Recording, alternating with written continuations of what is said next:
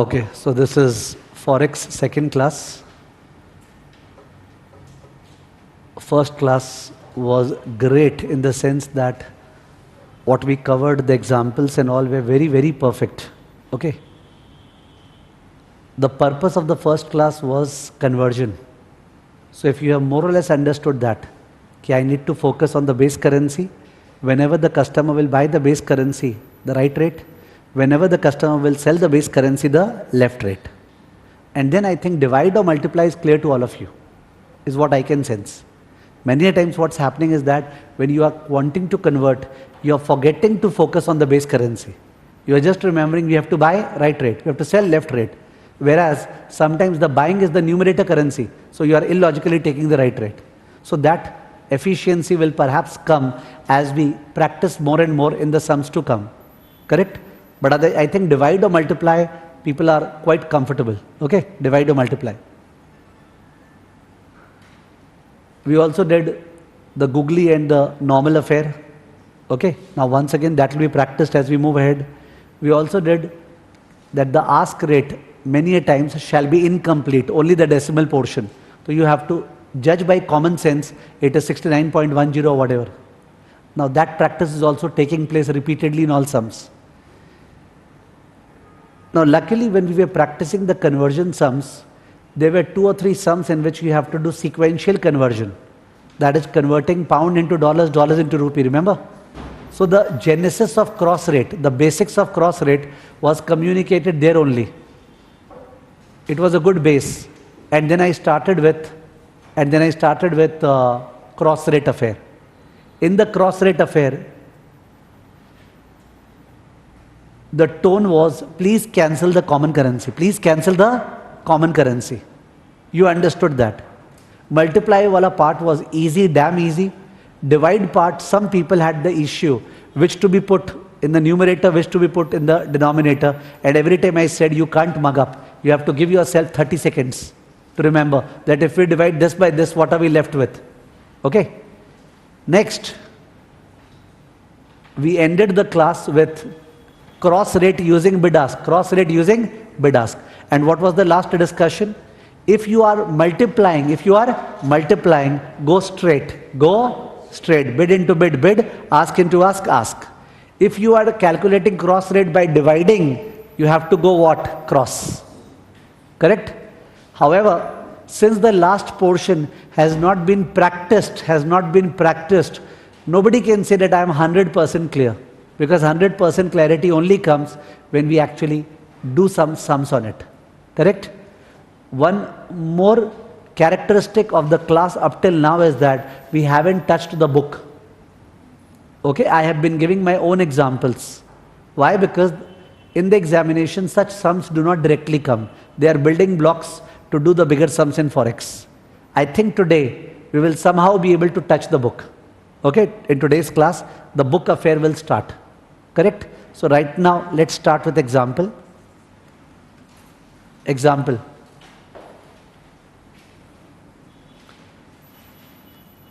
Dollar per pound, 1.6320 oblique 10. Pound per euro, 0.6850 oblique 90. Therefore, implied dollar per euro.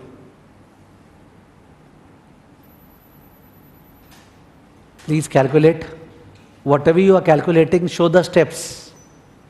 If you are multiplying or dividing something, show it that you are doing this. So your answer should be something by something or something into something, oblique something by something or something into something.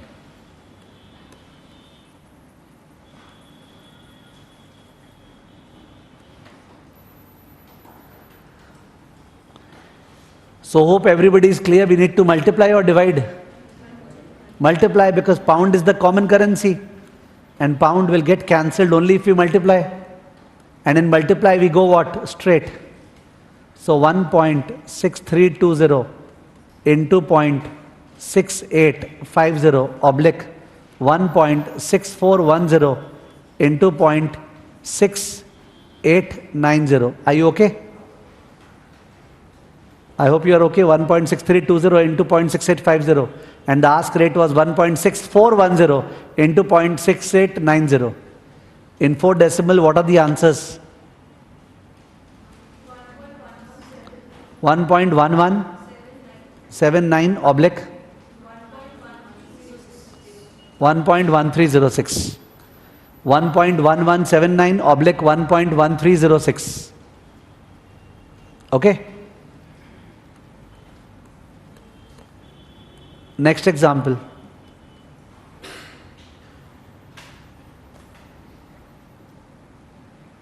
Given dollar per euro 1.0525 oblique 70. Pound per euro 0.6840 oblique 10. Therefore, implied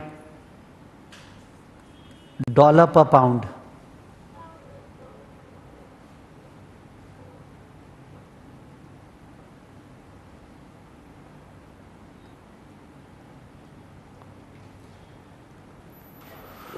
okay, remember you got to cancel the common currency. The common currency is euro. So you must have understood we have to divide. Only if we divide, then euro will get cancelled. Now you can invest 10 seconds to understand if we divide the first by the second one, what is left in the numerator. I can see that if you divide the first and the second one, in the numerator we are left with dollar. And you want dollar. Perfect. And then you remember, in the case of division, we do what? Cross. I mark the symbol. So 1.0525 divided by 0.6910 oblique 1.0570 divided by 0.6840. Yes, give me the figures.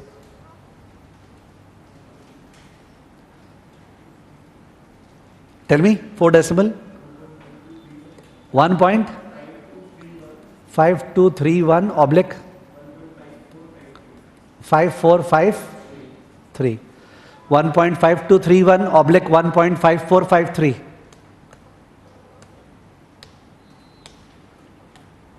Okay. Next example.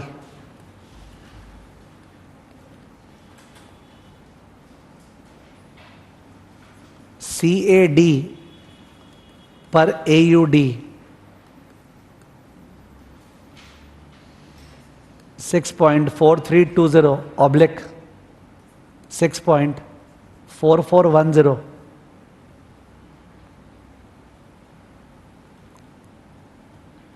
CAD per SGD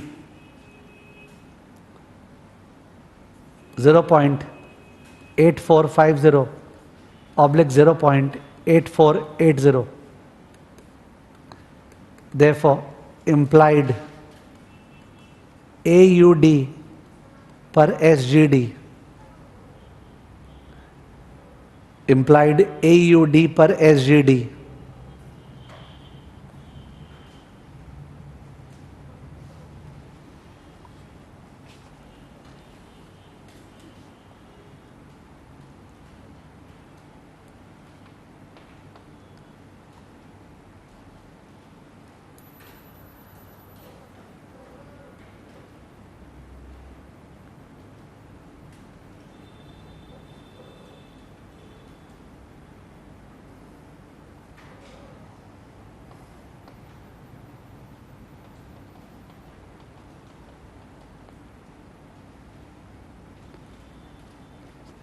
So you are understanding, you have to cancel Canadian dollar. To cancel Canadian dollar, you have to divide. Now if you think which has to be divided by which one, if we keep the first one upper and the second one in the denominator, in that case CAD cancels, but in the numerator we don't have AUD, we have 1 by AUD. That means it's wrong. So we have to divide the second by the first one, which means I'm giving the arrow symbol. The arrow symbol shall be this.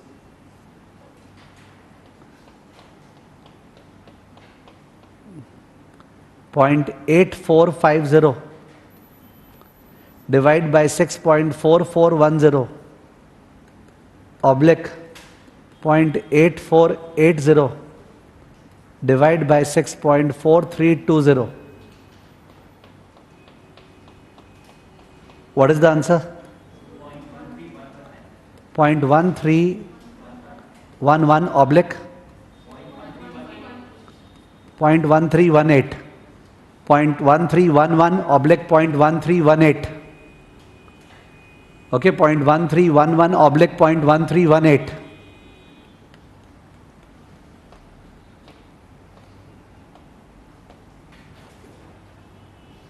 Fine.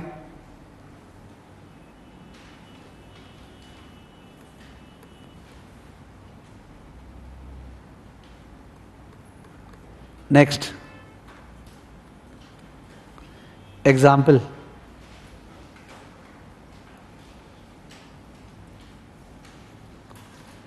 Rupee per dollar 68.50 oblique 90. Dollar per pound 1.6810 oblique 40. Euro per pound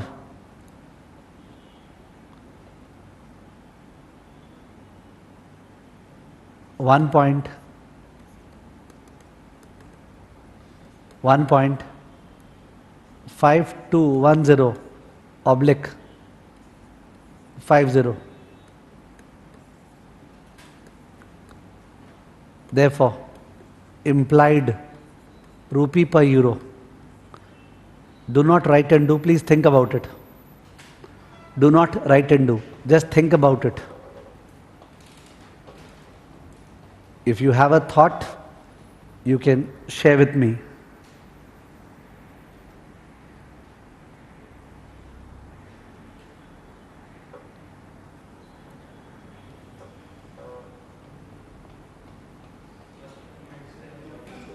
Okay, I've got the answer. People said, so the first two should be multiplied and the third one should be divided. Can you see that? In the first two rates, dollar is common. So if we multiply the first two rates, dollar gets cancelled and we are left with rupee per pound. And then you have euro per pound. So now we need to cancel pound and pound is in the denominator. So we have to divide. Correct? So the first two needs to be multiplied, the third needs to be divided. How do we multiply? Straight. How do we divide? Cross. Which means it has to be like this, no? It has to be like this, correct? I marked the symbol. So implied rupee per euro is 68.50. You have to show into 1.6810 divide by 1.5250 oblique. The oblique part you can write yourself. I'm waiting. I have written the bid rate. Bid into bid, divide by ask. I know you are understanding. You have to do ask into ask, divide by bid. So 68.90 into 1.6840 divide by 1.5210.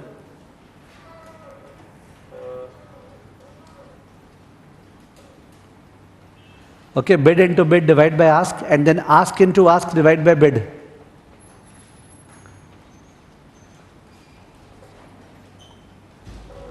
Yes, what are the figures? Give me. 75.50, 70, 72 oblique, 76.28, huh? 2837. Okay, 75.5072 oblique 76.2837. If by chance anybody has the first class today, obviously it's a great miss because the first class of Forex needs to be done to understand the second class. Okay? This is the third class on the whole going on, not of Forex but of SFM full English batch. The first class was basic concepts, the second class was Forex first one, and today is Forex second class. The first class which I took was supposed to be uploaded on YouTube, but there was a lot of queuing for other videos, so it will be uploaded tomorrow. And the first class of Forex that we did yesterday will be uploaded day after tomorrow. That's it. There will be no further uploads. Only the first class introduction and the first class of Forex.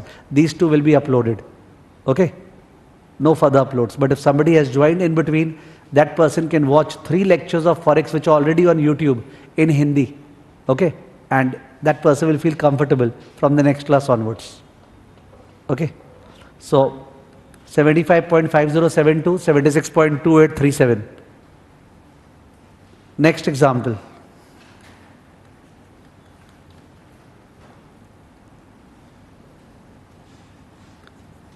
Dollar per pound.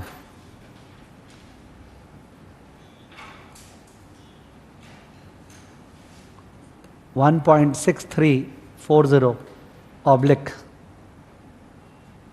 50. Pound per euro.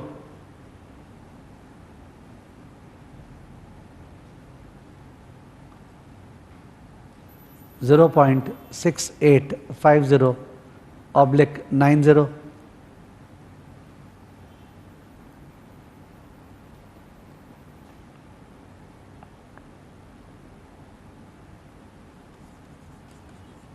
CAD per euro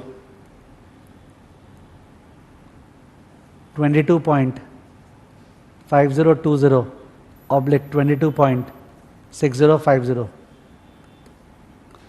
Therefore, implied dollar per CAD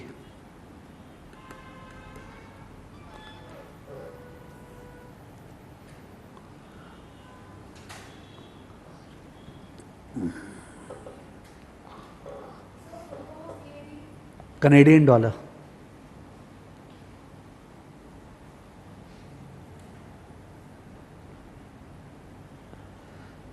So I think you have understood this sum and the previous sum are Xerox copy. No difference at all. It's the same thing. In the first two rates, pound is getting cancelled by multiplication. And then we are getting dollar per euro. And the last rate also contains Canadian dollar per euro. So if we divide, then we get the answer. So the first two needs to be multiplied and the last one needs to be divided. Same thing as the previous sum. Ditto same. The first two needs to be multiplied, the last one needs to be divided. When we multiply, we go straight. When we divide, we go cross. Please complete it.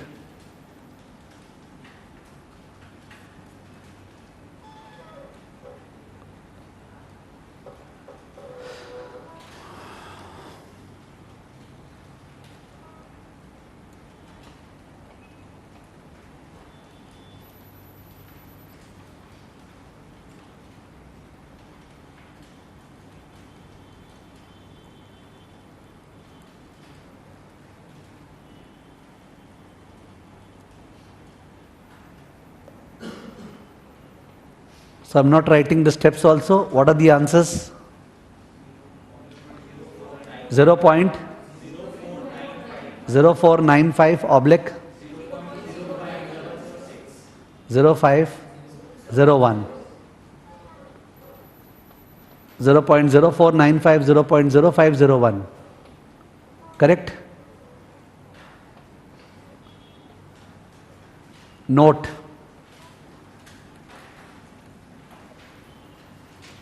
Okay, now just before you write the note, listen and reply spontaneously. Reply spontaneously. If 1 pound is $2, $1 is how many pound? 0.5. 1 pound is $2, $1 is 0.5 pound. If $1 is rupees 68, what is 1 rupee equal to? 1 by 68. So everybody understands that if you have A by B and you want to find out B by A, you just have to do reciprocal.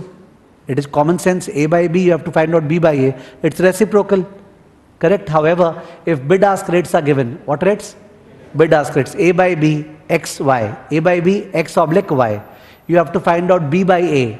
B by A. You have to do reciprocal, which means you have to do 1 by X and 1 by Y. But you know the bid rate should be lower. The bid rate should be lower. So which would be coming on the bid side? 1 by Y. oblique 1 by x, by common sense. X oblique y, y is bigger, so the reciprocal of y will be smaller. This sum will never come in the exam. Inverse rate will never come. But in case you are blocked somewhere and you got the rate but you have to do the reverse of it. You got the rate, you got to do the reverse of it, so you should at least know na. Inverse rate is just reciprocal, but the reciprocal of ask is what? Bid. And the reciprocal of bid is what? Ask. Correct? Write down. Although, note, although it never appears in the exam, although it never appears in the exam, although it never appears in the exam, comma, for the purpose of completion of knowledge, for the purpose of completion of knowledge, for the purpose of completion of knowledge, completion of knowledge dash, completion of knowledge dash, para change.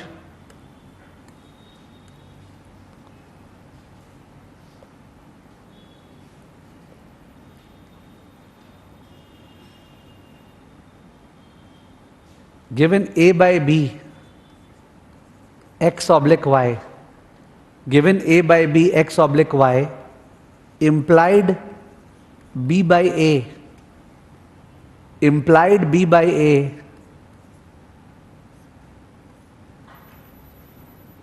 one by y, oblique 1 by x, implied B by A is 1 by y, oblique 1 by x.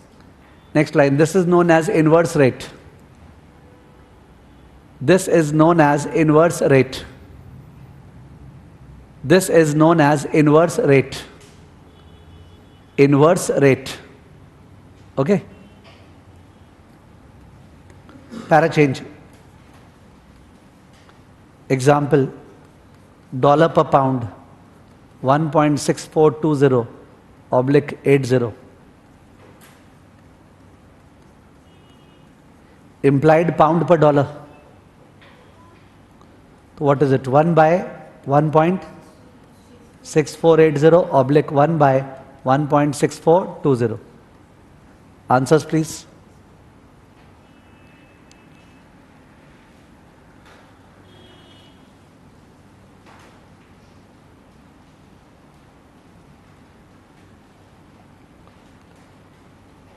So 0.0, no sorry, 0 point what? 6068 oblique 0.6090. Inverse rate, okay? Reciprocal.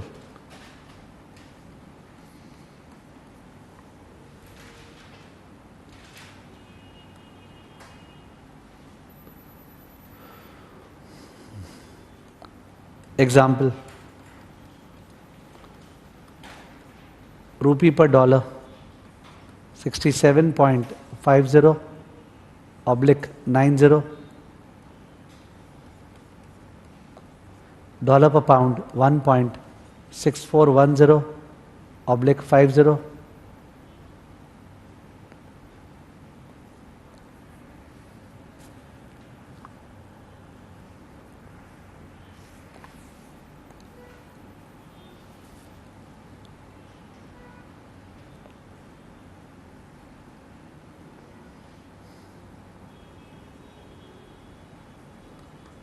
Rupee per euro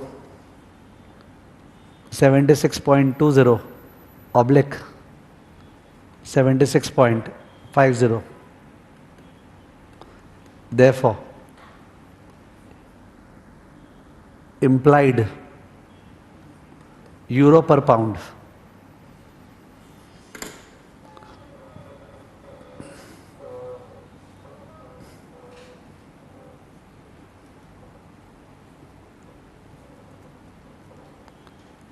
do not write, please think. Do not write, please think. It's better to think, now decide upon the strategy. So there is no doubt that the first two needs to be multiplied because dollar will get cancelled. There is no doubt about it. First two needs to be multiplied, which means dollar cut, we'll get rupee per pound. We are planning right now. We are planning. So we'll get rupee per pound via the first two. Now the last one is rupee per euro. Perfect. Rupee per pound, rupee per euro. If we divide, rupee gets cancelled. If we divide, rupee gets cancelled, and we'll get what? That depends upon what are we keeping in the numerator, what in the denominator. Correct? So we are now getting confused. Okay, what should we do? The result of the first two multiplication should be divided by the third one, or the third one should be divided by the product of the first two. Okay, the point of contention is, should we multiply the first two and the result to be divided by the third one, or should we keep the third one at the top and divide by the product of the first two? I hope you are understanding. Okay.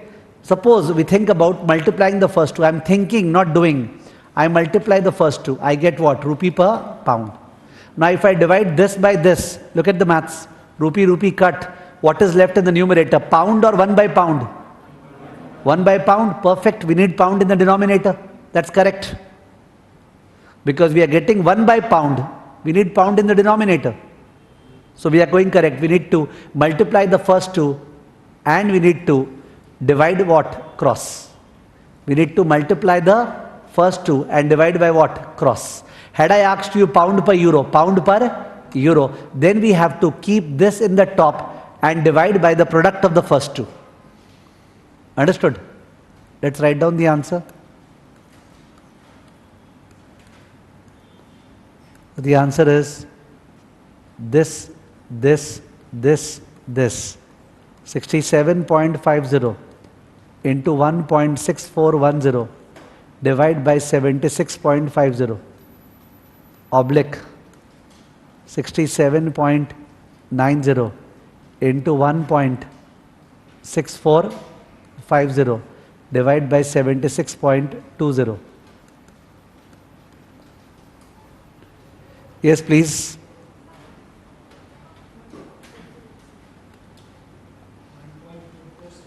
1.4479 oblique 1.4658. 1.4479 1.4658. Okay, 1.4479 1.4658.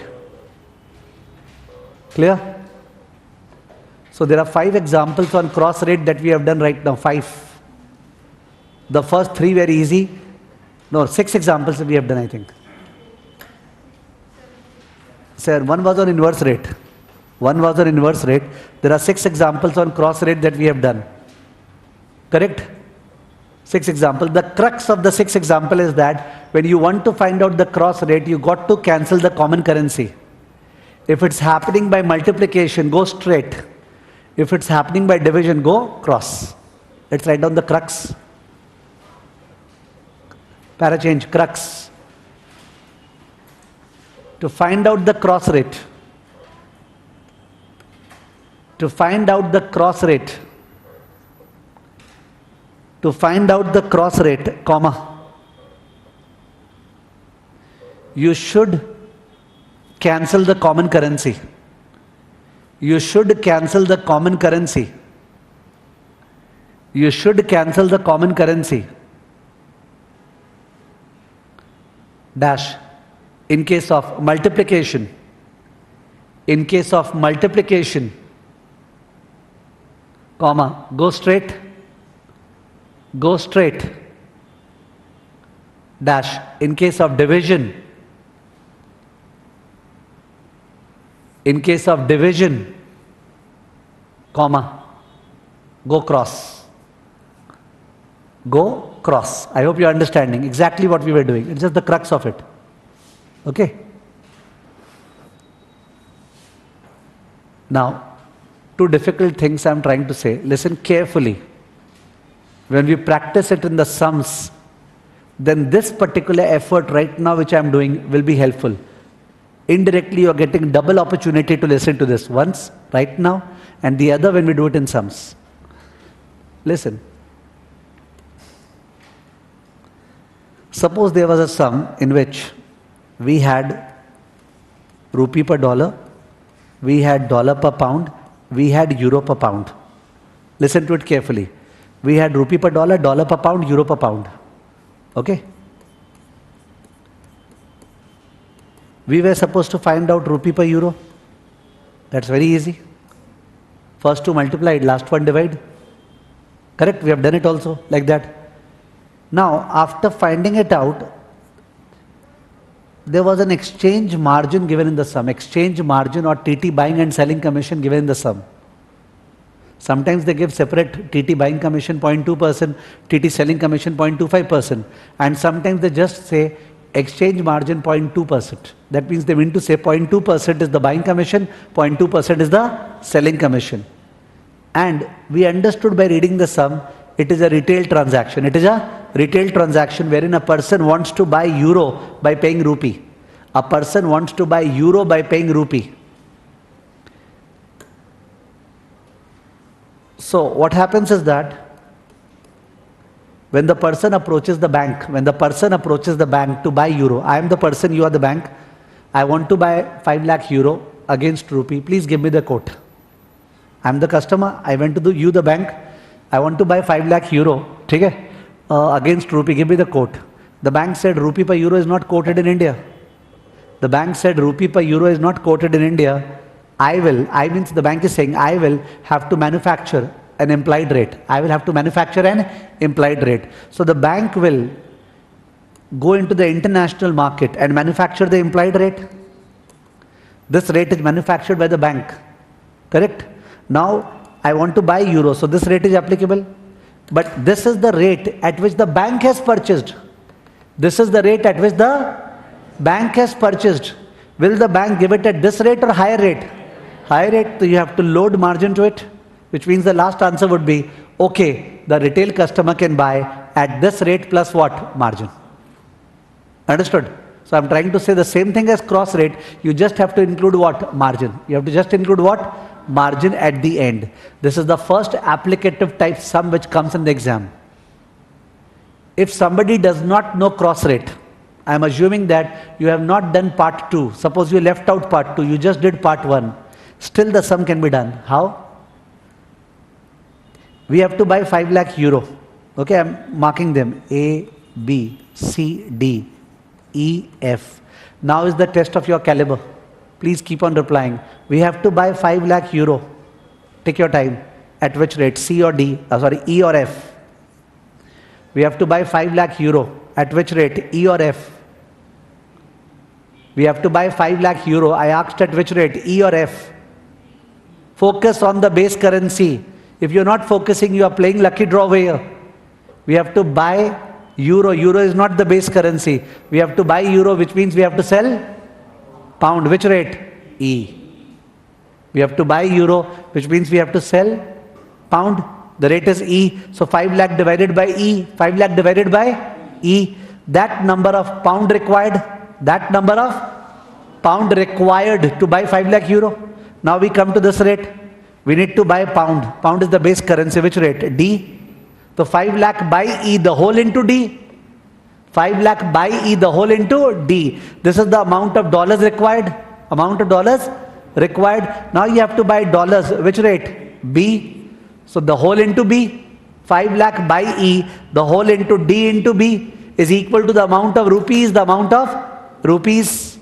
This whole amount of rupees divided by 5 lakh euro. Divide by 5 lakh euro is this rate. Understood? Because I wanted to find out, to buy euro, I require how much rupee. And I found out that, not by formula, but by what? Common sense. What is advisable in the exam? To do it via cross rate formula or to do it via this way, 5 lakh by E into B and all that? Obviously formula. You will take so much of time doing it by 5 lakh by E, okay, then into D, then okay, then into B. So obviously cross rate is very helpful in the exam. But you must all know that any sum on cross rate can be done without cross rate. You require that caliber. And you have shown the caliber yesterday only. You have shown the caliber yesterday only without my teaching. Understood? Okay. So this is one type of sum that we have to buy euro against rupee, but rupee per euro rate is not quoted. So you have to find out the implied rate. the exact sum which comes in the exam on this portion is of this type. Now before I speak this, please understand the mentality of preparing for the CA final SFM exam, mentality. The mentality is that for some time, sir is communicating concepts. While communicating concepts, he is using his own examples. That's fine. We are getting the concepts. Ultimately, when the exam papers are set, suppose you are the exam paper setter, then you tend to give some questions from past papers. Some questions from RTP, MTB, and perhaps some questions from some reference textbooks. And that's a fact. You give some questions from past papers, some questions from RTP, MTP, and some questions from reference textbooks. When is the paper easy? The paper is easy when you give all questions from past papers. Practice manual, Zindabad. When you give all questions from practice manual, past papers, the paper is easy. People come out of the exam hall, what an easy paper. Because everything that was there, they had seen it earlier. So when the sum was coming in the exam, they were not applying their brain, they were applying their memory. So there's a great convenience doing it over there. Okay? When the sums are partly from past paper, partly from RTP, MTP, the paper becomes difficult because some people may not have done the RTP, MTP fully. Okay? When the paper is only slightly from papers, more from RTP, MTP and more from reference textbook, then it's wide open. Okay? Then the people really face difficulty and then the actual caliber comes of our examples, all the concepts.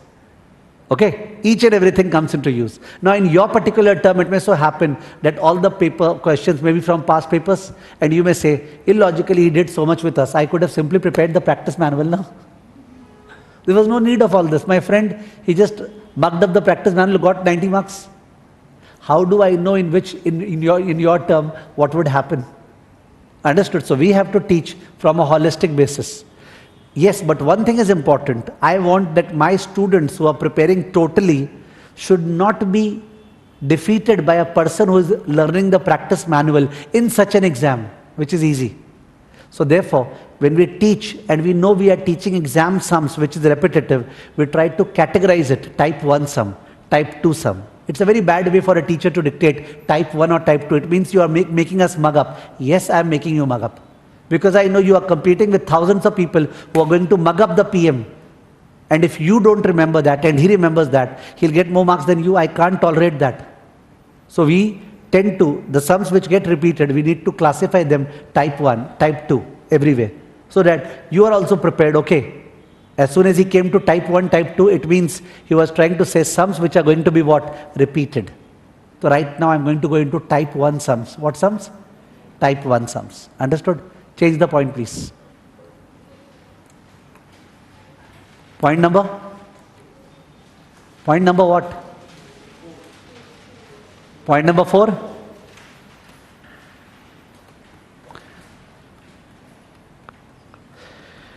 Type 1 sums.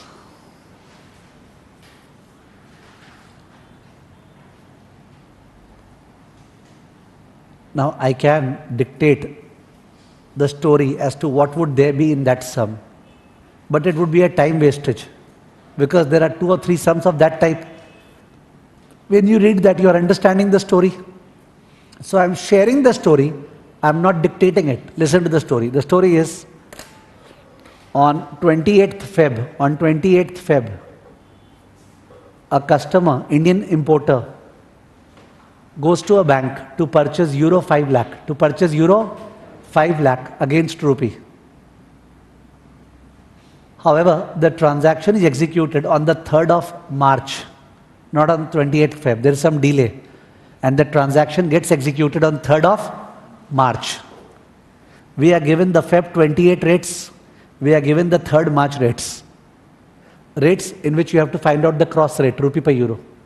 So you will carry out the effort of finding out rupee per euro on 28th Feb. And you will carry out the effort of finding out rupee per euro on the 3rd of March.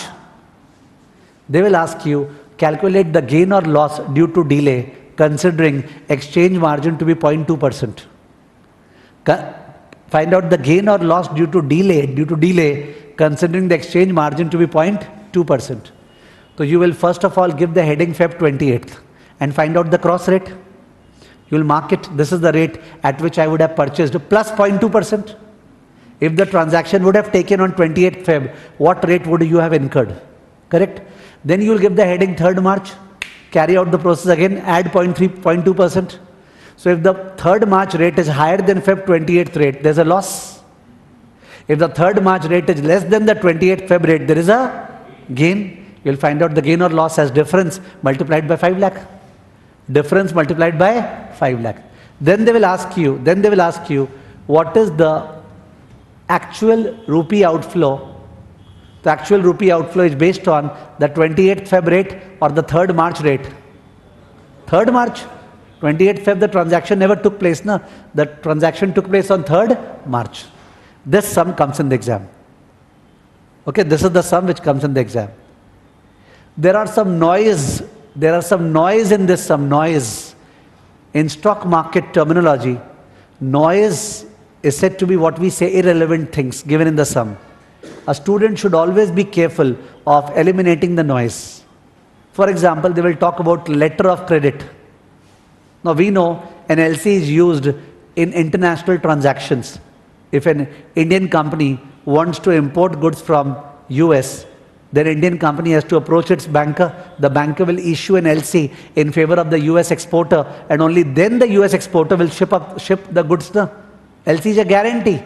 The Indian bank is guaranteeing the US exporter that don't worry, if this party doesn't pay, I will pay. So what is the use of the LC in the sum? I am not saying that you should not know what an LC is. But while doing the sum, you are sitting over there and thinking about what LC is. So you have to understand, they are giving some side stuff, let it be gone. Correct? Read the relevant part in the sum, not the irrelevant part. Okay? Okay, type 1 sums. Come to the book, please. We are coming to the book.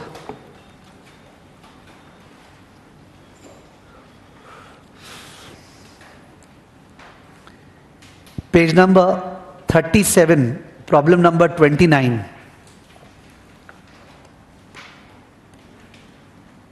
Page 37, problem 29. Page 37, problem 29. And in fact, if you look at the contents page of the book, go to the beginning of the book, please. Go to the beginning of the book. After the initial advertisement pages, when you come to the content page, content, you will find I have classified problems into categories. International project, ADR, GDR, investment abroad, currency conversion, forward cover versus no cover, swap points, and so on. Okay? All the types of sums have been categorized by me. Right now we are in page number 37. The 37 falls where? Cross rate. Okay? That way. Categorization has been done so that if you want to practice limited sums towards the end, you can pick and choose which topics you want to practice. Okay? Sums later on. Okay. So page number 37, problem number 29. Look at the book. On 28th January 2013, an importer customer, underline the word importer, requested a bank to remit Singapore dollar 25 lakh under an irrevocable letter of credit. So the term irrevocable letter of credit is irrelevant for the sum, but for knowledge purpose, irrevocable means non-cancelable. Non-cancelable. LC means a guarantee. Okay? So there's a guarantee issued by some bank, and that guarantee the bank cannot revoke. It's a solid guarantee. The seller need not worry. It can catch the collar of the bank for payment if the party does not pay. Due to unavoidable factors, the bank could affect the remittance only on 4th Feb. So the transaction should have been on 28th Jan, but the transaction gets completed on 4th Feb. The interbank rates are as follows. Double underline. Interbank rates, double underline. This transaction, importer is not an interbank party. So importer will be able to purchase at interbank rate or at a higher rate. Higher rate. Importer will be able to purchase at a higher rate than the interbank rate. Correct? It's a retail transaction now, but we are given the interbank rates. So Jan 28th, Feb 4th.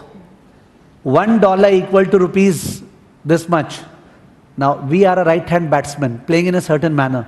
We need to write the rates as per our convenience. So by the side of it, please write it in your style. What is this rate? Rupee per dollar. Write down by your style, rupee per dollar. The next rate, what is it? Dollar per pound. The last rate, what is it? SGD per pound. Now you will be able to understand, multiply or divide. Rupee per dollar, look at what you have written. Look at the book in terms of what you have written. Rupee per dollar, dollar per pound. Multiplied, we get rupee per pound. And then we have SGD per pound. What? Divide? Correct? Okay. Bank wishes to retain an exchange margin of 0.125%. Okay. Required. How much does the customer stand to gain or lose due to delay? Calculate the rates in multiples of 0.0001 in 4 decimal place. Correct? So you know the steps. Step 1, we will calculate the rate on Jan 28. Step 2, we will calculate the rate on Feb 4th. Step 3, we will calculate the gain or loss. Tell me something, smartly speaking, should we calculate the bid-ask rate both or only the ask rate? Only the ask rate. We need to buy SGD now. We need to buy SGD, so we should calculate only the rupee per SGD ask rate. You are wasting your time now otherwise. We should only find out the rupee per SGD ask rate. So it is ask into ask divided by bid. Look at the figures, please do not write. Look at the figures. Look at the figures, do not write. Jan 28th, 45.9 into 1.7850 divided by 3.1575. Whatever answer comes, we will add 0.125% to it. Same thing, Feb 4th. Speak out. 45.97 into 1.775 divided by 3.1380. The whole thing added with 0.125%. Correct? Now when I say SFM should be practiced later on Calci, I mean to say this only. When you are revising this, nobody is asking you to leave the sum. We are asking that just look at the sum, do it on Calci, check the answer, move ahead. Don't write and do finally. Right now you write and do. But later you just look at the sum and move ahead. Okay? In certain sums you will be so confident, you wouldn't even practice on the Calci. You know what to do. In certain sums, they are long, you will be less confident. You will feel like, let me do the calculation. Okay, scribble somewhat, check the answers at each stage and move ahead. And in certain sums, you may feel like, no, I'll write and do. But the only way to prepare fast later on is by way of verbal and Calci-oriented rough preparation. Okay? Let's start.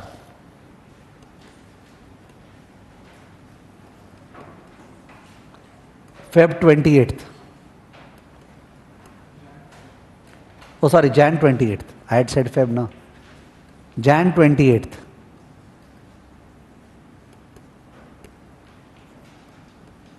Interbank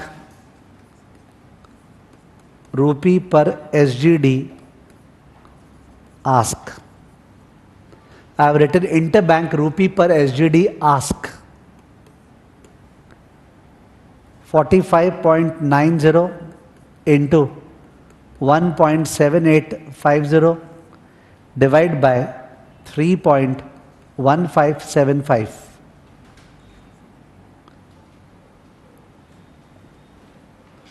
Ask into ask, divide by bid. I hope you are okay. Give me the figure.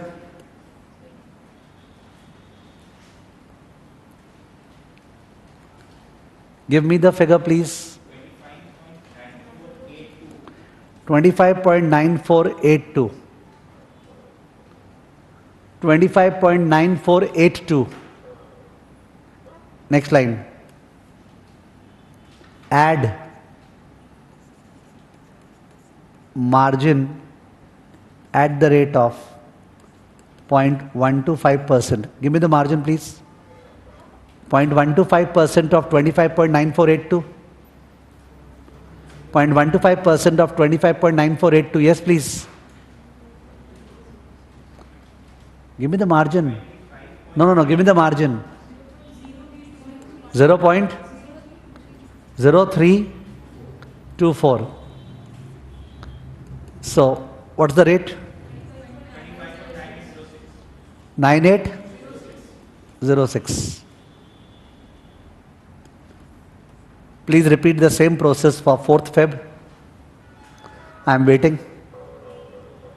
Please repeat the same process for 4th Feb.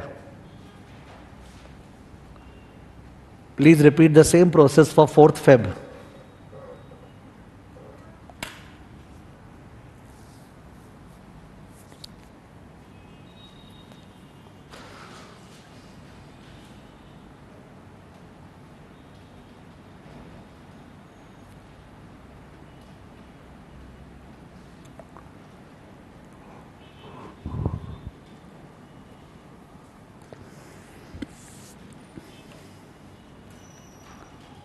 Repeat the same process for 4th Feb.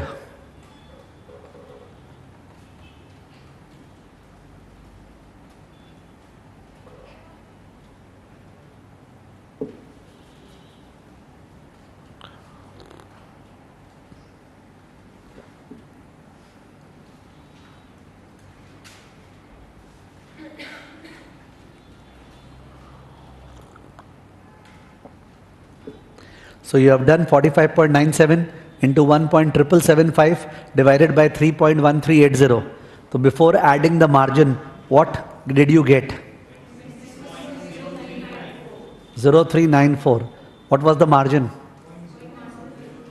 0.0325. Total 26.0719. It's higher. This is higher. So there's a loss now. Para change.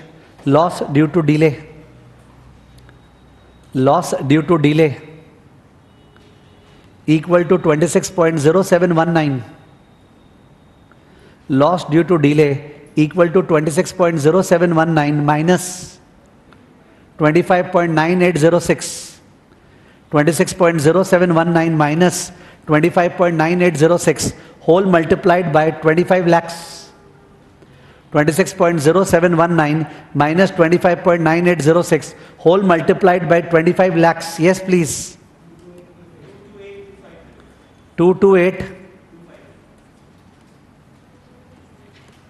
rupees 228250.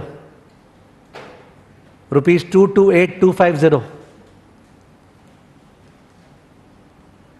Rupees 228250 is the loss due to delay.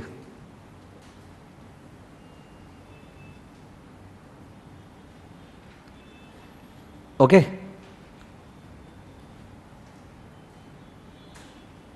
Now from this sum,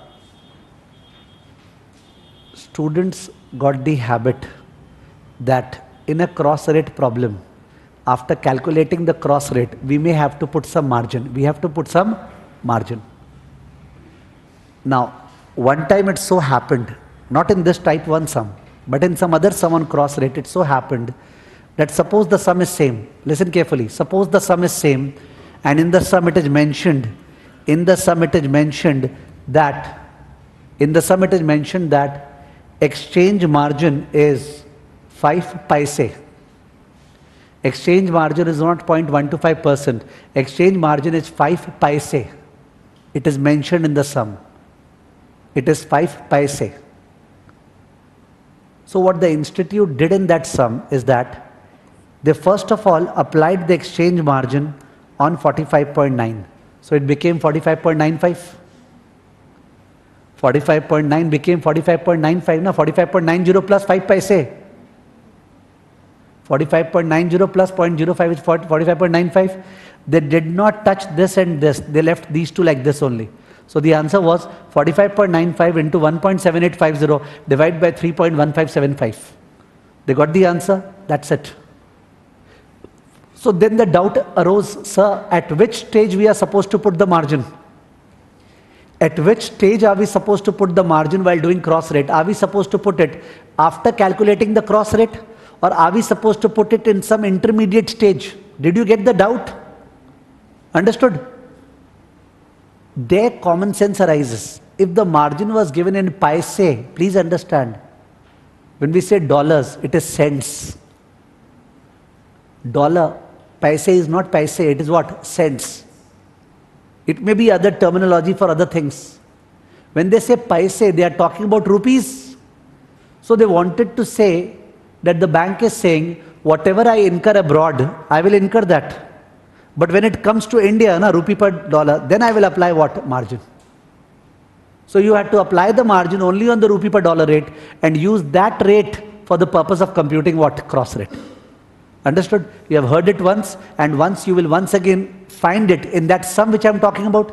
But that is not type 1, so it may happen today or tomorrow perhaps. But it's good now if it happens tomorrow, because once again you got the opportunity to recall that sir had said that the margin will not always be applied after computing the cross rate. Beware. Now, just to complete the story, in another sum, which I can recollect, that is where experience counts, that a teacher when teaching, he is recollecting all his experiences and sharing it then and there. In another sum, which came on cross rate, the same data was there, suppose, same data. And it was given that the rupee per dollar rate is suppose in Mumbai. It is in Mumbai. And the dollar per pound rate is in New York. Is in New York. And the SGD per pound rate is in Singapore. Mumbai, the financial hub of India. New York, the financial hub of US. And Singapore, the financial hub of Singapore. And when they wrote Mumbai, they wrote interbank. They wrote interbank. But when they wrote New York and Singapore, they did not write interbank. In the sum, when we read the sum, we found when they wrote Mumbai, they wrote interbank. But in the other two, they did not write interbank. And it was given, the bank will charge exchange margin of 0.125%. Now the solution that the institute did is that 45.9, they increased it by 0.125%. 45.9, they increased it by 0.125%, and then they multiplied it by 1.7850 divided by 3.1575, which means since the other two rates it was not mentioned whether they are interbank or they are retail, they took it as what? Retail. In fact, the mentality was whatever the bank is incurring abroad, it's charging the same rate. Only for India, the bank is charging what? Margin. These are the two instances in my experience with the CA Institute where they have not applied the margin after computing the cross rate, but they have applied the margin in one of the intermediate steps and used it accordingly. Understood? Right now, I am giving you a note in which I am mentioning it is not necessary that the margin is got to be applied only after computing the cross rate. It may happen that the margin has to be applied, in only one of the rates which make up the cross rate. Refer later discussion. Understood? Write down that. Note. It is not necessary. That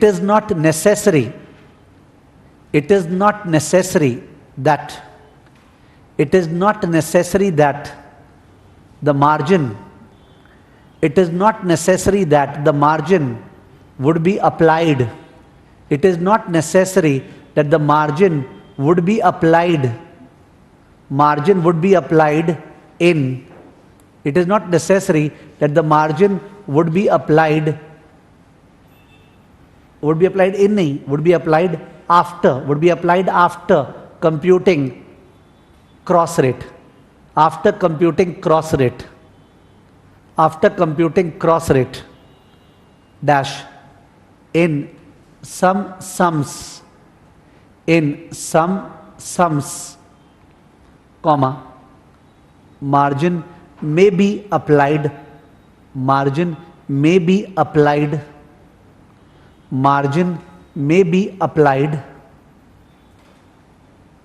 on only one of the rates, used in the cross rate.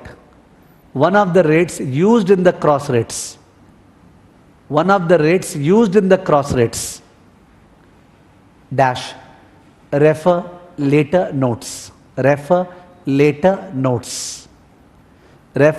notes. Okay? Para change, once again note.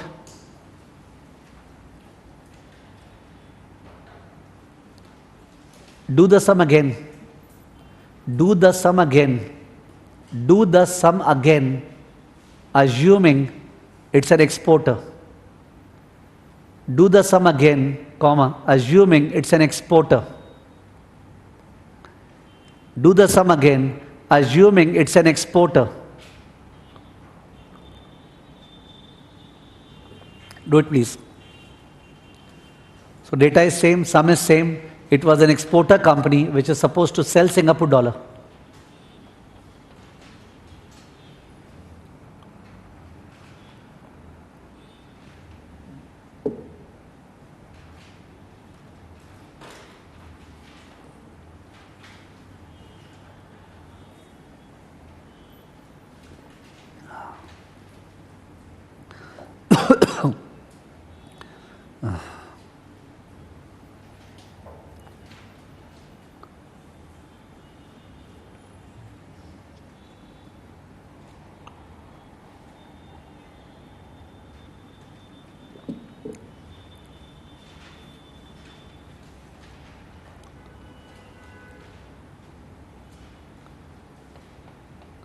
It is very simple. There is no question of somebody getting stuck up. You have to find out the bid rate, na? The exporter has to sell. So you have to do the same thing. Jan 28, 4th Feb. You have to find out the bid rate. The presentation would be same. Interbank rupee per SGD bid. Okay, interbank rupee per SGD bid.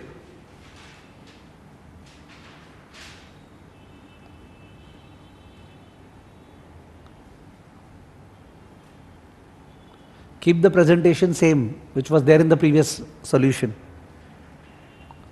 Same presentation, please. Interbank rupee per SGD bid. So you must have done 45.85 into 1.7840 divided by 3.1590.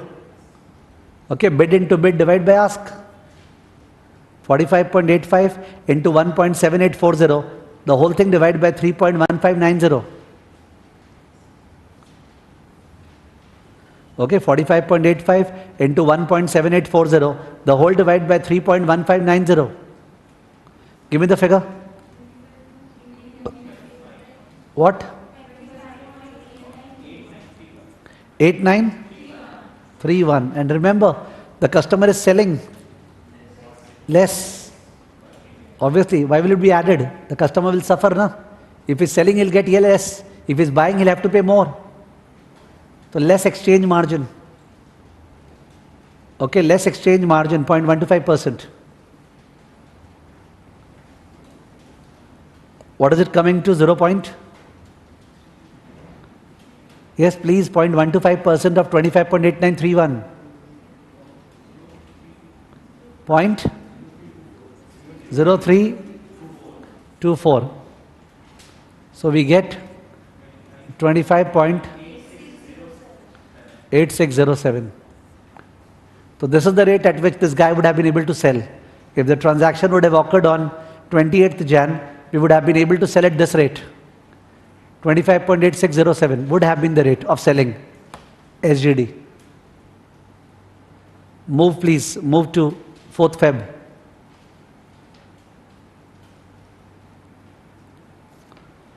Move to 4th Feb.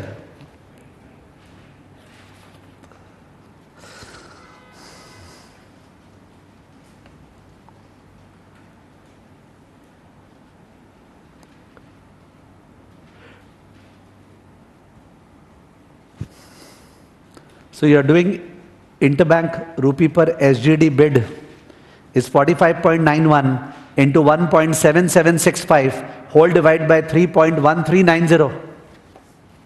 What is it? Before the margin.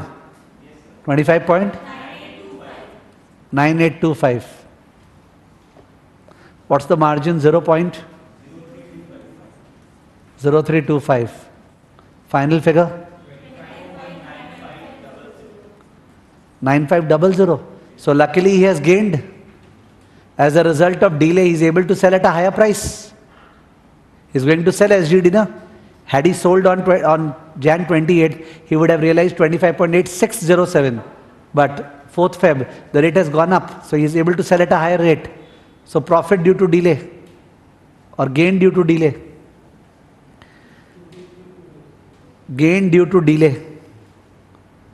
Gain due to delay is equal to 25.9500 minus 25.8607.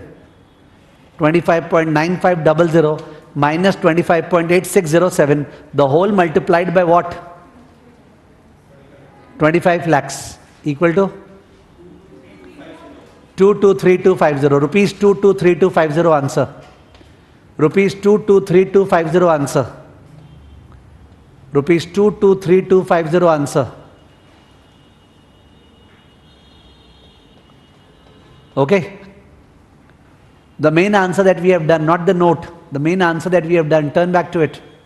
The main answer of this question that we had done, check the answer with ICAI.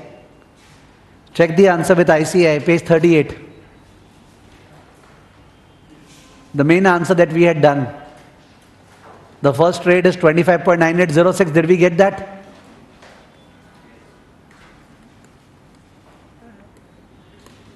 And the second answer is 26.0719. Yes. And the main answer is 228250. So we are totally bent in making our answer match with ICAI. That's the purpose of giving the solutions after each question. We never look at the solution while doing the questions. We never. But we look at it after doing the solution.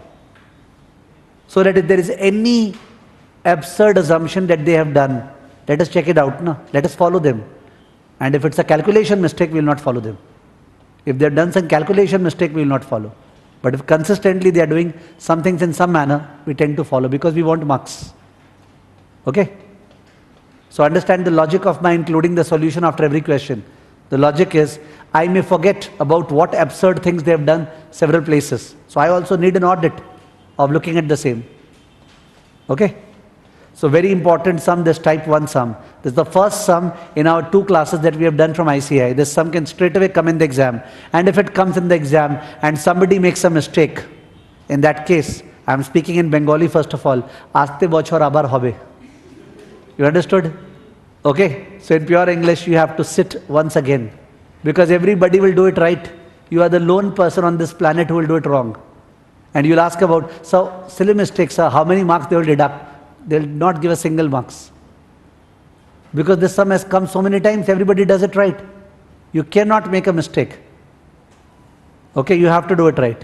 Calculation, also mistake is not allowed. So the process was correct. Calculation is wrong. You don't get marks.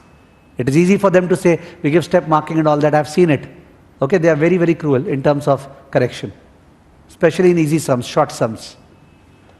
Okay. I think a similar sum is there. So I'll just give it as a homework. 1 second.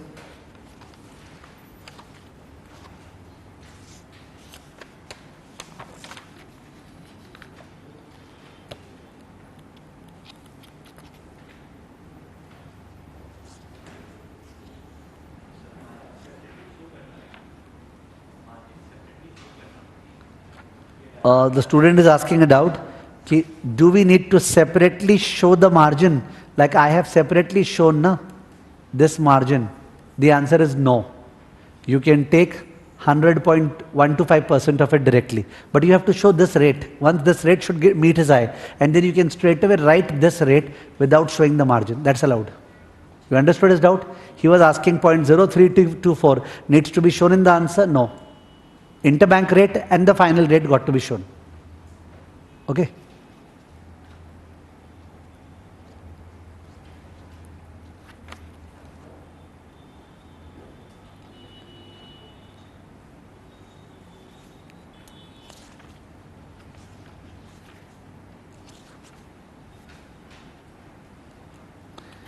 Okay, so just to save our time, please go back to one of the cross rate examples that we had done.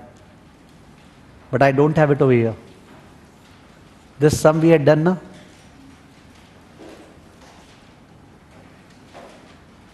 rupee per dollar, dollar per pound, rupee per euro. Can you see this example?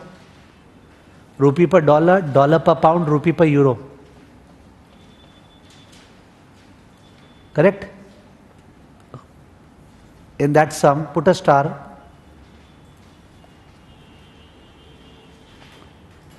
In that sum, put a star and then add a question to it. Oh, sorry, I have to dictate double rates then. Sorry, we can't. Let's cancel the star, please. So I just want you to do one more sum of type 1, but it is not there. So I have to dictate the same. Please write it down.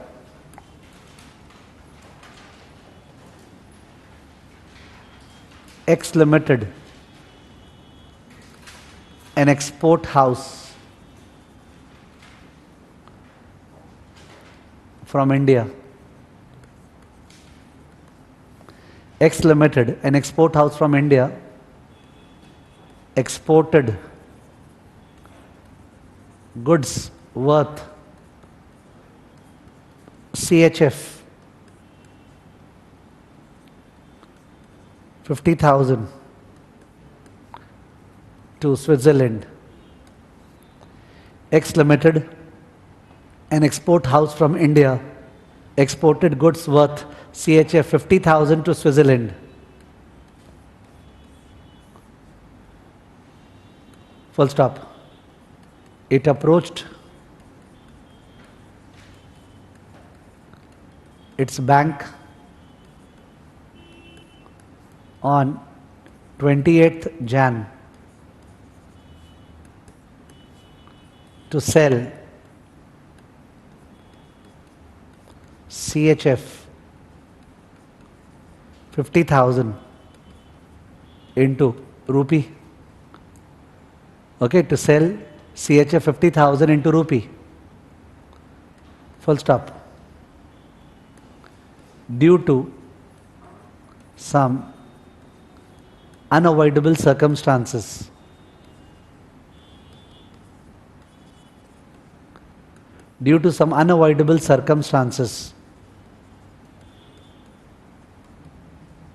comma, transaction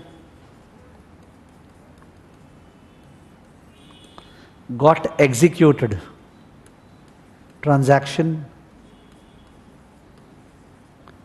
got executed on 4th Feb. Transaction got executed on 4th Feb. Para change.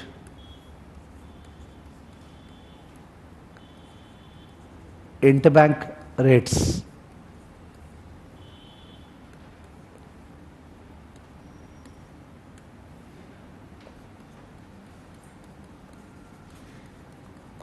Particulars. Jan 28, Feb 4th.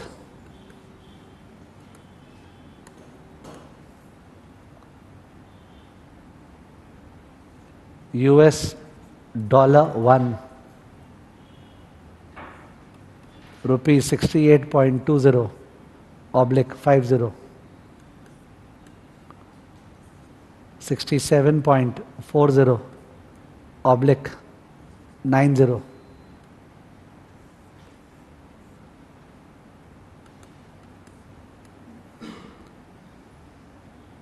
GBP, GBP pound 1, US dollar 1.6890 oblique 10, 6890, okay, and Feb 4th US dollar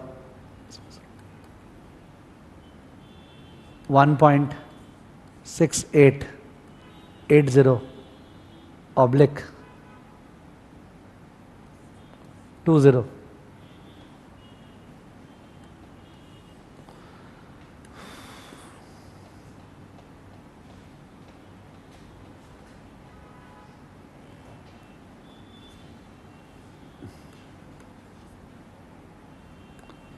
GBP pound 1 equal to CHF 12.60 oblique 80, CHF 12.65 oblique 90.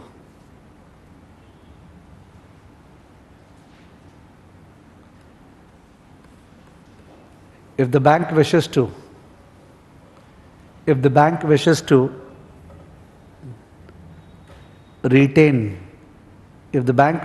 retain an exchange margin of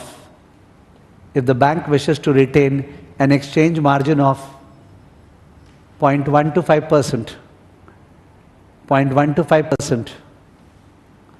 comma, calculate the gain or loss to the customer due to delay. Calculate the gain or loss to the customer due to delay. Gain or loss to the customer due to delay. Gain or loss to the customer due to delay. Full stop. Okay. So you will do that as a part of homework. Next point. Point number 5. Point number 5. Type 2 sums. Okay, type 2 sums.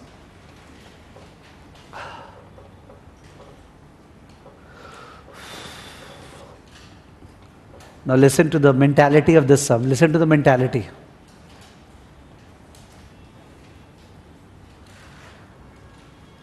I am a bank. A customer comes to me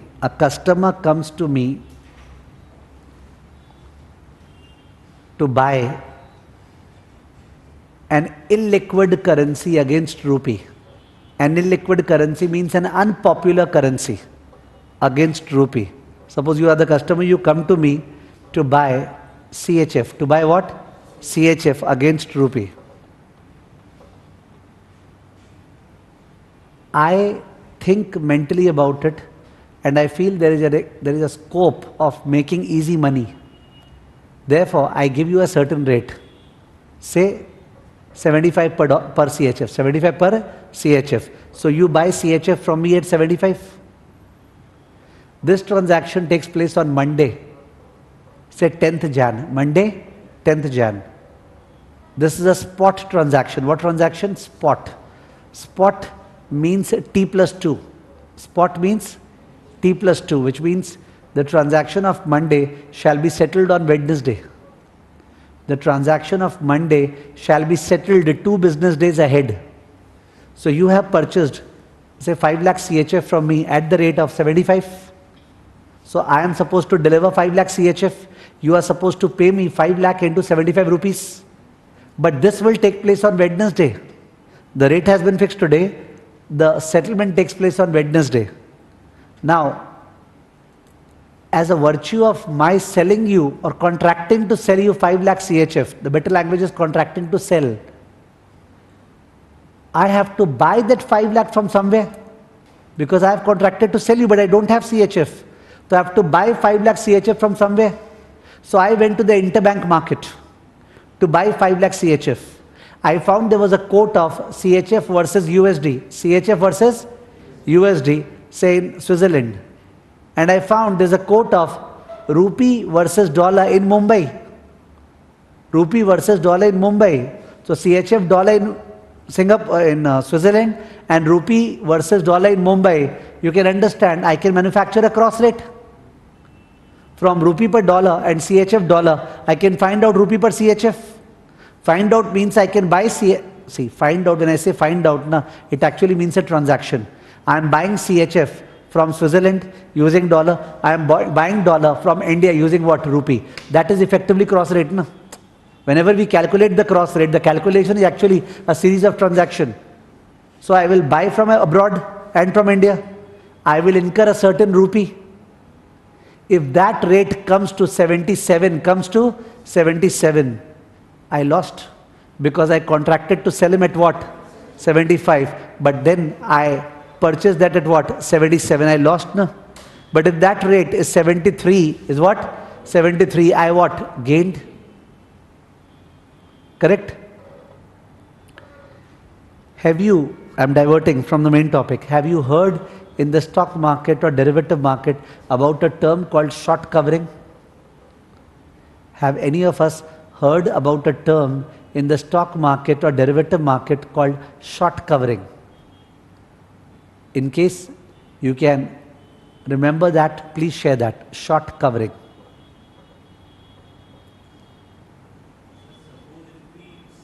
Okay, somebody is wanting to explain. After I listen from the person, I'll communicate. Yes. Suppose if we sell something at say 50 rupees, then for gaining something like for profit, we must buy it at a lower price from the market, like 45 or 48. So if we have in 2 rupees the gain, and if we have to buy it at 52, so 2 rupees loss. The story is same. He's saying that short means selling. Short means selling. Actually, there's a difference between selling and short selling. Selling means what you have. If you have something and you sell it, that's called selling. Short selling means selling something which you don't have. Selling means selling something that you have. Short selling means selling something which you don't have. So how can you sell something which you don't have? Contract to sell. How can you sell something which you don't have? Contract to sell. So you short something, which means you have sold something, committed to sell without having that thing. So you will have to later buy. Buying later is called short covering. Buying later is called short covering because you are covering yourself. No? You went short and then you are covering yourself. If you are able to cover at a lower price, there is a profit. If you are able to cover at a higher price, there is a loss. Okay? So that's exactly what's happening. Type 2 sum is on short covering. What is it on? Short covering. You went short and then you cover yourself. They will ask you to find out the cover rate. What rate? Cover rate and the ultimate gain or loss. Okay?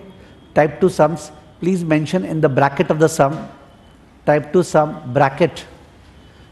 Short covering. Short covering. Go back to type 1 sum, point number 4. And in the bracket write LC type. LC type, letter of credit था ना उस समय, LC type. Okay, LC type. Just the mention of these words helps you to remember the sum. Although LC was of no use in that sum, you remember, but it just helps you to remember the sum. Okay, short covering. So,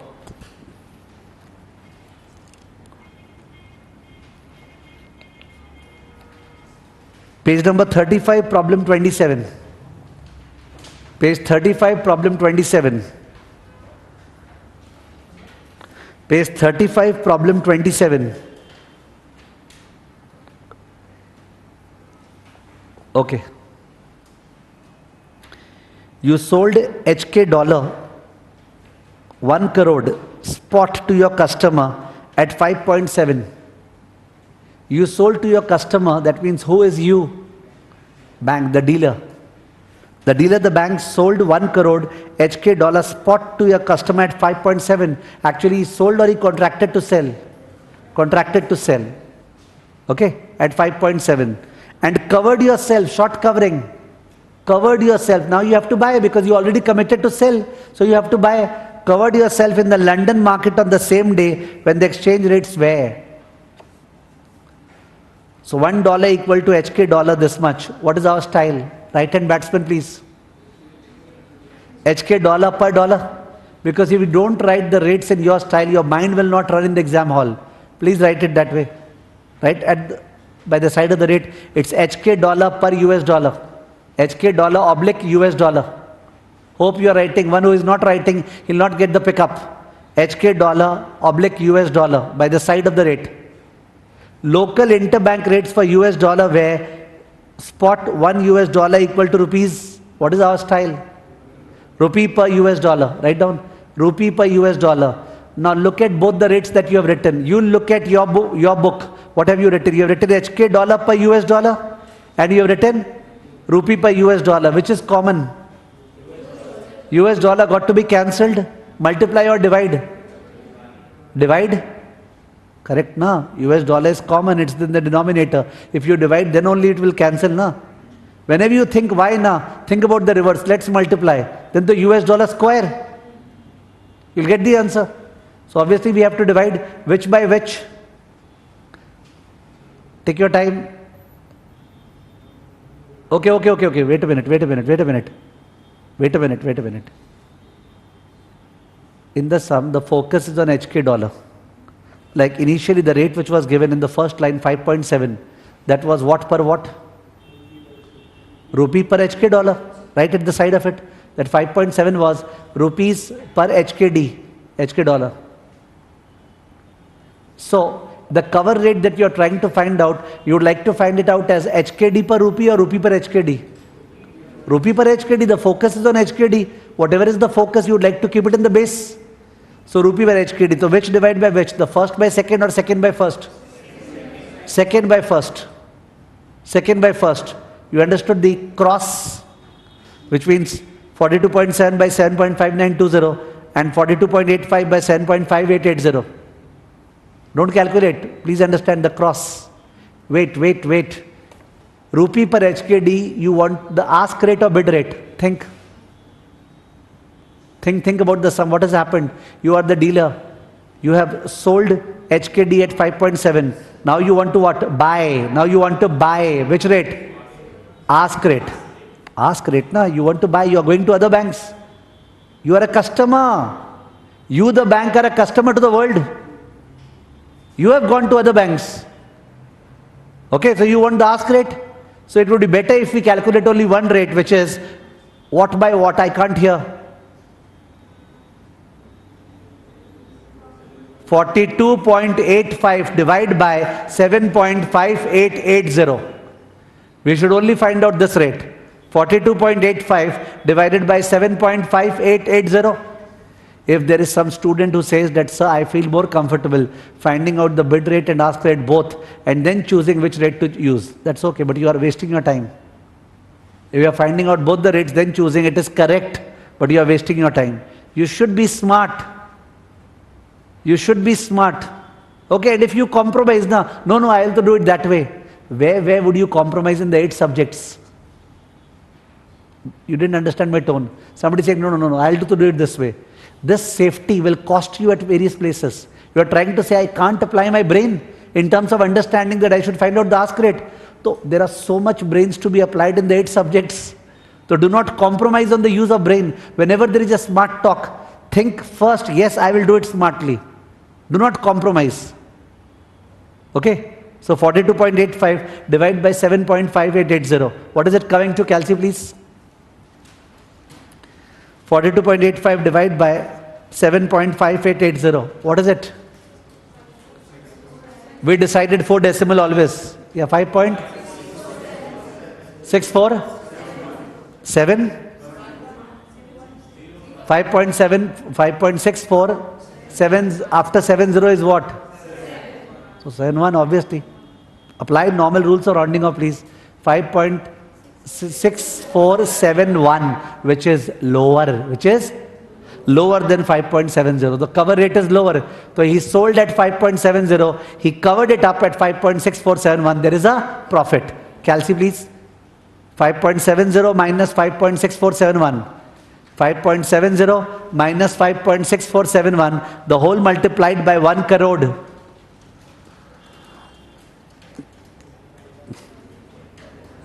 How much? 5 lakh? Rupees 5,29,256. It depends upon which rate you used. If somebody sitting over here used all the decimal places that the calci derived, I was not asking that. The 4 decimal places that we rounded off, you were supposed to give that answer. We decided the rounding off to be 5.6471, na? So why did you use all the decimal place? 5.70 minus 5.6471, the whole multiplied by 1 crore. What is it? 5 lakh? 29,000. Okay? Because when you are writing the rate in 4 decimal place, you should use that rate only, na? So there's a gain of 5,29,000. Correct? I didn't read the last line of the sum. Let me read. Calculate the cover rate. So you're getting marks for 5.6471 and ascertain the profit or loss in the transaction. In this type of sum, you get part marking. For 5.6471, you get marks because they asked calculate the cover rate and calculate the profit or loss in the transaction. Then you get the marks for profit or loss. Ignore brokerage. Underline. Ignore brokerage. So in a similar sum, which I had found in the RTP, I don't know I have taken the sum or not. It was written, take brokerage to be 2,000. It means this is the brokerage paid by the dealer in locating the London bank. In locating the London bank. It is the brokerage paid by the dealer in fast locating the London bank. Okay. The bank is also a dealer. I mean to say not the dealer. What do we say? We call it commission agent or whatever. Okay, some intermediary in locating the other bank. So 2,000 shall be deducted from our profit. Or if there was a loss, 2,000 shall be added to our loss. This is not the brokerage that we are charging from the client, because we charge from the client 5.7, it is given straightforward. So brokerage is given, it is paid by the dealer. It's a cost for the dealer. It's not a fees charged by the dealer. It's a cost for the dealer. Okay, I will dictate that as a part of the note. Don't worry. Let's write down. Step 1. Step 1. Dealer sold HK dollar. Dealer sold HK dollar. 1 crore spot. 1 crore spot at rupees 5.70 per HK dollar. At rupees 5.70 per HK dollar. Rupees 5.70 per HK dollar. Para change, self note. Self note. In a spot transaction. In a spot transaction. Comma, settlement takes place. In a spot transaction, settlement takes place 2 business days ahead.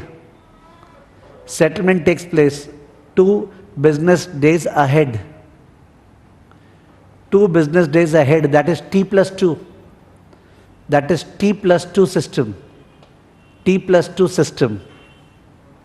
Full stop. Okay, stop please. So via the self note, you will be able to understand. Sir wanted to say that the dealer has not sold. He has contracted to sell.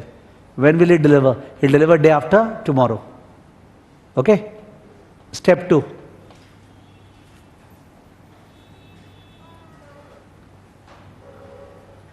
To cover itself, comma, dealer has to buy HK dollar. Dealer has to buy HK dollar. Dealer has to buy HK dollar using local rates and rates in London. Using local rates and rates in London. Local rates and rates in London. Dash. Para change. Rupee per HK dollar ask. Rupee per HK dollar ask equal to 42.85 divided by 7.5880. Rupee per HK dollar ask equal to 42.85 divided by 7.5880 equal to what? 5.6471. Rupees 5.6471.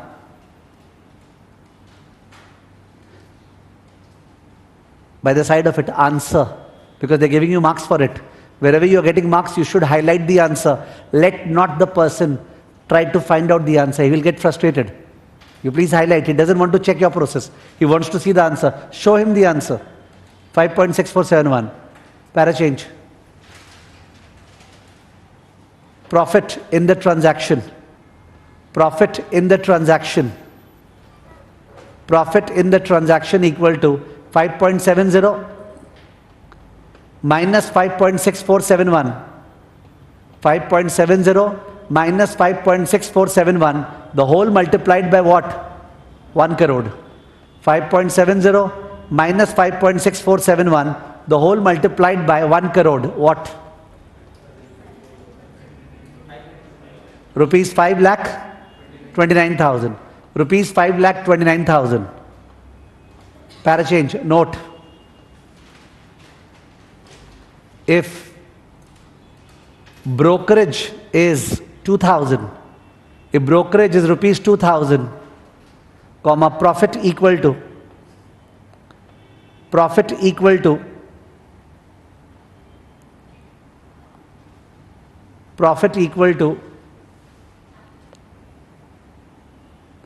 5,29,000 minus 2,000. 5,29,000 minus 2,000 equal to 5,27,000. 5,29,000 minus 2,000 equal to 5,27,000. Okay? Note. Okay, listen to the note earlier. Listen. I'm going to change the sum and I'm going to dictate. Suppose it is mentioned in the sum that the dealer had a choice of covering either from London or from New York. Dealer had a choice of covering either from London or from New York. You have already covered from London and the cover rate was 5.6471. If you cover from New York, I'll supply you fresh rates. In New York, the rate is 1 GBP. What? 1 GBP equal to this much HKD. 1 GBP equal to dash dash HKD.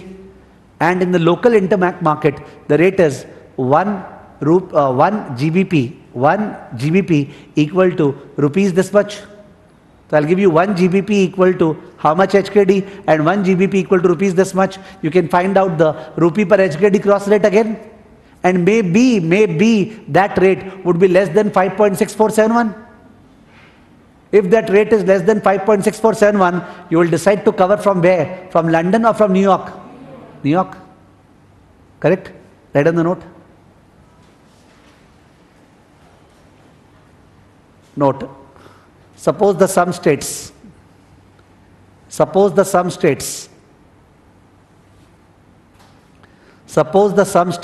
that the dealer has the choice of covering from London or New York.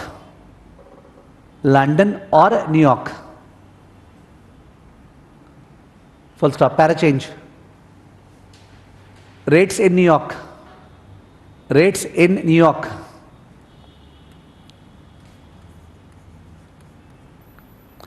1 GBP equal to HKD 11.3640/50.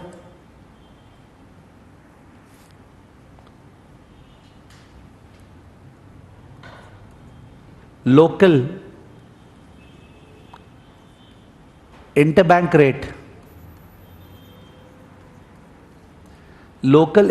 rate 1 GBP equal to rupees 58.80/10. Next line. Advise the dealer regarding the place where he should cover. Advise the dealer regarding the place from where he should cover. Advise the dealer regarding the place from where he should cover. Full stop. Calculate overall gain or loss. Calculate overall gain or loss.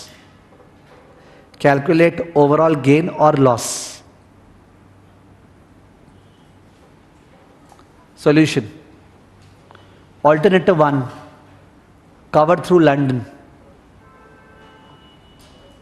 Solution. Alternative 1, covered through London.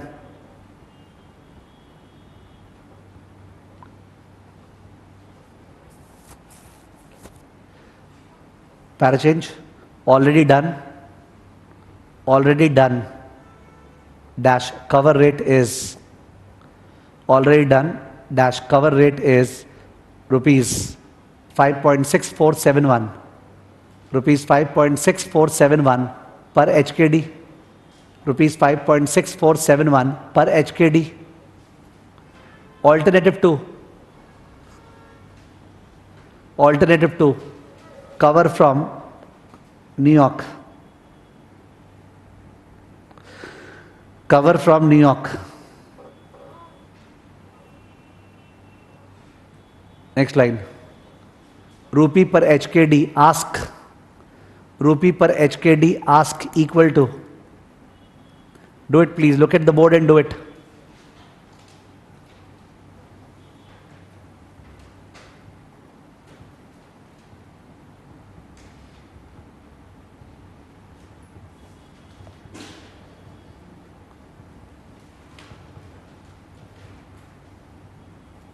Or in your copy, by the side of this rate, you should mention it's HKD per what? GBP. And by the side of this rate, you should mention it's rupee per GBP.